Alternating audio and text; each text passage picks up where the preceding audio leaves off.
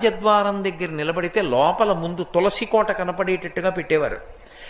తలుపు ఇలా తీశారనుకోండి, వాటి దృష్టి ఎదురుగుండా ఉన్న వాటి దృష్టి తులసి కోట మీద పడుతుంది. అంత పెద్ద తులసి కోట ఉండేది లోపల. ఆ తులసి కోట కానీ ఎదురుగుండా ఉందనుకోండి, మీరు లోపలికి రావాలంటే ముందు తులసి కోట చూస్తే తప్ప ఇంకోటి కనపడదనుకోండి. లోపలికి వచ్చే ముందు ఉగ్రభూత ప్రవేశం ఉండదు. ఆ ఇంట శక్తి నిలబడుతుంది.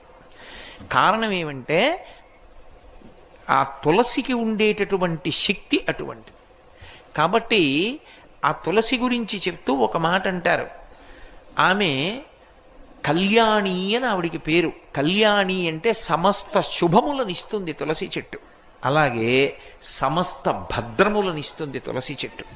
అందుకే ఇప్పటికీ ప్రాణోత్క్రమణం అయిపోతోంది, ఆయన తులసి కోట దగ్గరికి వెళ్ళకపోతే కనీసం తులసి నీళ్లు పొయ్యండి అని తులసి నీళ్లు పోస్తారు.